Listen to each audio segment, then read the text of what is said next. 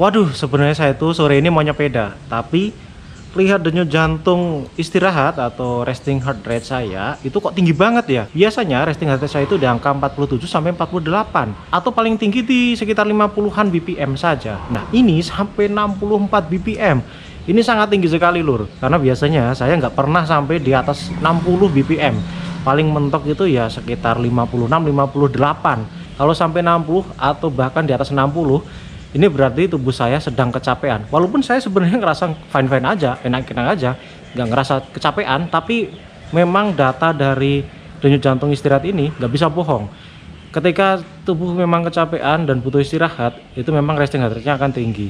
Ini karena kemarin tuh saya bersepeda dengan high intensity atau intensitas tinggi dengan denyut jantung maksimal saya sampai 182 atau di zona 5, dan denyut jantung rata-rata saya di 154 BPM. Untuk usia saya yang 31 tahun ini jelas tinggi banget, Lur.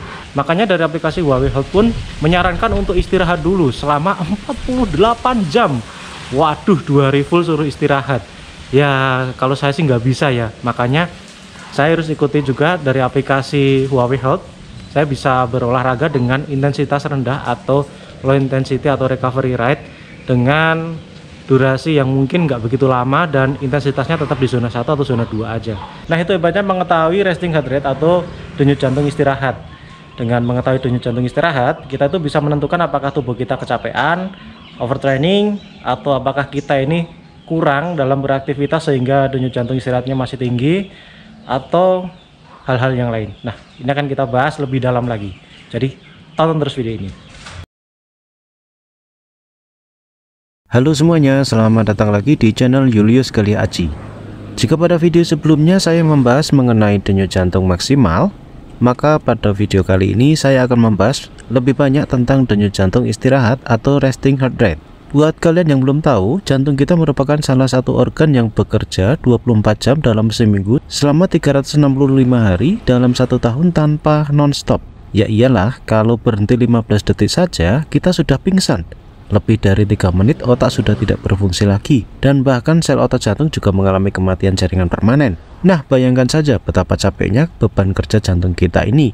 Apalagi kalau kita sebagai penghobi olahraga aerobik, salah satunya bersepeda, ada saatnya mendorong kerja jantung bahkan sampai dengan limitnya atau denyut jantung maksimal.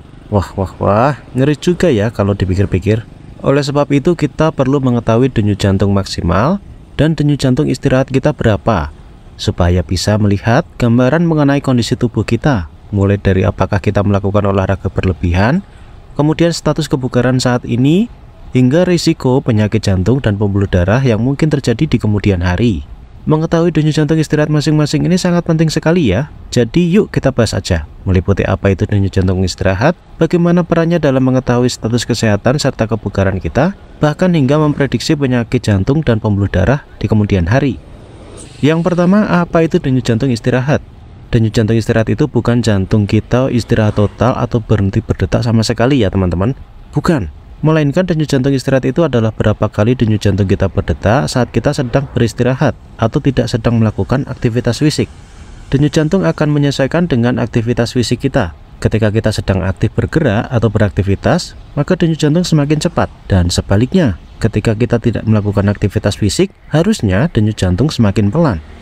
Normalnya untuk manusia dewasa, denyut jantung istirahat itu 60-100 detakan per menit. Pada orang yang aktif berolahraga, nilainya bisa turun bisa kurang dari 60 kali per menit. Dan denyut jantung istirahat ini bisa dijadikan patokan-patokan untuk menentukan kesehatan jantung kita. Lalu sebagai patokan serta gambaran latihan fisik atau olahraga aerobik yang sudah dan akan kita lakukan. Salah satunya bersepeda.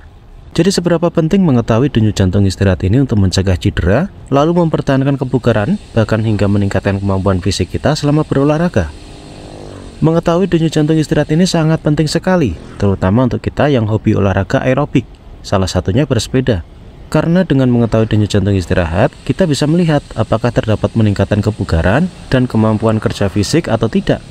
Jika olahraga aerobik kalian lakukan dengan benar dan melakukan recovery dengan tepat, maka kalian akan memberikan kesempatan tubuh untuk memulihkan diri dan akan terjadi improvement. Ini ditandai dengan denyut jantung yang semakin turun, bahkan nilainya bisa di bawah dari 60 kali per menit. Semakin aktif dan tepat olahraga aerobik kalian, maka denyut jantung akan semakin turun. Hal ini karena otot jantung semakin kuat sehingga dengan lebih sedikit detakan saja sudah bisa mengantarkan darah yang kaya akan nutrisi dan oksigen ke seluruh tubuh. Selain itu, dengan mengetahui nilai denyut jantung istirahat, kita juga bisa mengetahui apakah olahraga yang kita lakukan berlebihan dengan cara membandingkan denyut jantung istirahat sehari setelah olahraga dengan hari-hari sebelumnya. Contohnya, jika kalian rutin olahraga dan rutin mengukur denyut jantung istirahat setiap hari dan didapati nilai 55 kali per menit, lalu suatu saat kalian bersepeda dengan intensitas lebih tinggi dari biasanya dan keesokan harinya kalian ukur denyut jantung istirahat meningkat di atas 60 kali per menit, maka ini menandakan kalian mengalami overtraining, sehingga baiknya beristirahat atau jika hendak olahraga maka gunakan intensitas yang ringan atau recovery rate. Walaupun mungkin tubuh kalian tidak merasakan kelelahan sama sekali imbas dari bersepeda intensitas yang lebih tinggi kemarin, tapi dengan mengetahui resting heart rate yang meningkat tersebut, maka tubuh kalian gak bisa bohong lagi. Kalau naik berarti capek, kalau turun berarti improve. Walaupun gak sesederhana itu sih, tapi ini paling mudah sebagai indikator dampak olahraga aerobik kita.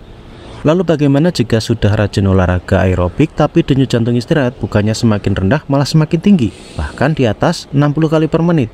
Nah, ini yang dimaksud dengan memprediksi kesehatan kardiovaskular atau kesehatan jantung dan pembuluh darah kita di masa yang akan mendatang.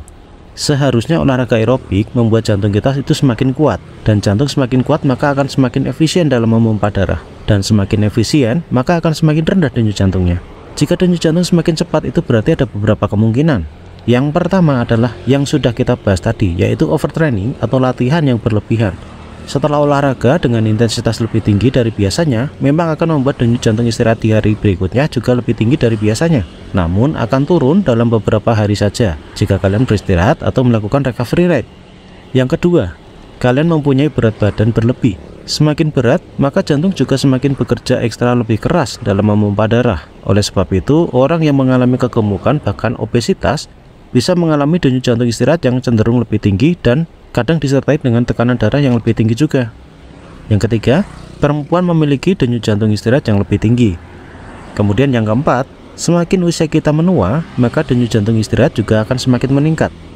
Kemudian yang kelima, anemia, hipertiroid, hipertensi, dan kondisi jantung lainnya dapat menyebabkan peningkatan denyut jantung istirahat juga. Jika denyut jantung istirahat tetap tinggi, bahkan setelah olahraga aerobik tertarget yang rutin, tanpa diatasi kemungkinan penyebabnya, maka bisa saja mengalami kesehatan jantung di masa yang mendatang, seperti bengkak jantung atau kardiomegali yang berujung pada kerusakan otot jantung atau kardiomiopati dan kegagalan jantung.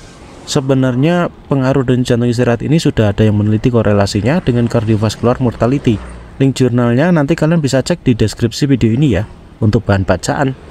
Lalu bagaimana cara melakukan olahraga kardio supaya bisa menurunkan denyut jantung istirahat, terutama dengan olahraga bersepeda?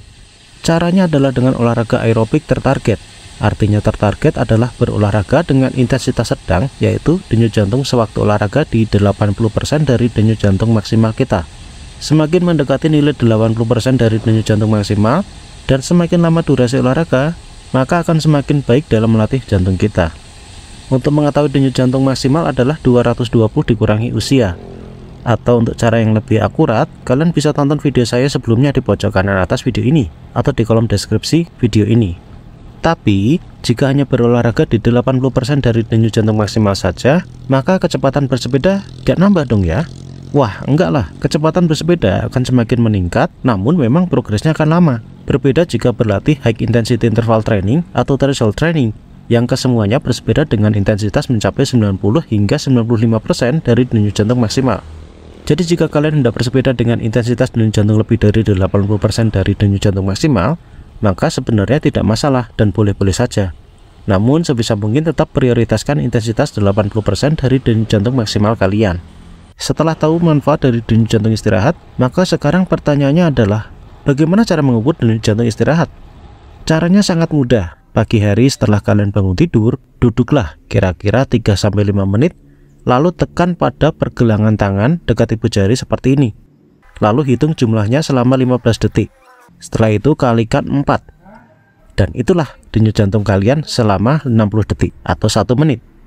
Nah, untuk kalian yang kesulitan menemukan atau merasakan denyut nadi di area pergelangan tangan ini, kalian bisa mencoba meraba arteri karotis yang berada pada area leher.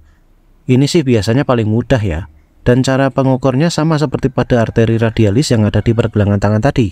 Menurut saya sih cara paling mudah adalah dengan teknologi, yaitu smartwatch dan smartband yang otomatis menghitung denyut jantung istirahat tanpa kita harus repot-repot, dan bisa melihat datanya selama 1 minggu, 1 bulan, bahkan 1 tahun.